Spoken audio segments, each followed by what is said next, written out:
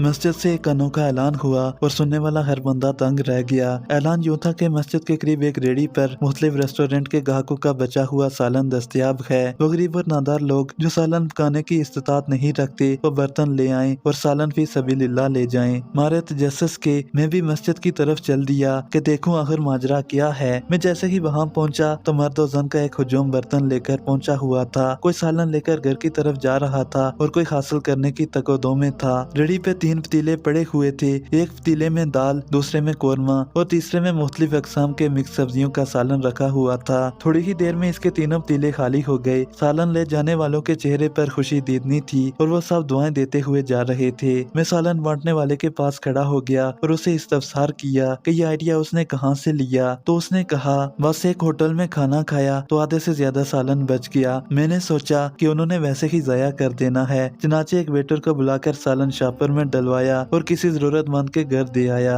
उस काम से दिल को बहुत खुशगवार राहत हासिल हुई और यकीन करें सालों से नींद की गोली खाकर सोने का आदी था, लेकिन हैरत अंगेज तौर पर उस रात बगैर गोली खाए ही पुरसकून होकर सोया। बस फिर इस सिलसिले को बढ़ाने का तहैया कर लिया। 5 बड़े रेस्टोरेंट मालकान से राब्ता किया तो बहुत मुस्बत जवाब मिला। फिर खैर रेस्टोरेंट पर 3-3 बर्तन रखवा दिए। अल्लाह का लाख लाख शुक्र है कि मेरी वजह से बहुत से गरीब घरों में बेहतरीन खाना पहुंचता है। वो बताते हुए ऐसे खुश हो रहा था जैसे उसकी लाखों की कमेटी निकल आई हो। लेकिन मैं सोच रहा था कि वाकई उसके लाखों की कमेटी तो निकल चुकी थी और वो कमेटी थी बेपना अजर सवाब की। अल्लाह के हम मुकर्रम होने के लिए जरूरी नहीं कि आप करोड़ों रुपए खर्च करें या सालों साल मुराकबे करें। बाज़ औक़ात एक छोटी सी नेकी भी इन सब नेकियों का मात कर देती है जिनके लिए हम उम्र भर रियाजत में गुजार देते हैं। आप भी अल्लाह की महलों के साथ रोजाना की बुनियाद पर कोई छोटी सी नेकी करके देखें, शायद यही नेकी आपकी नेकियों का पलड़ा बारी कर दे।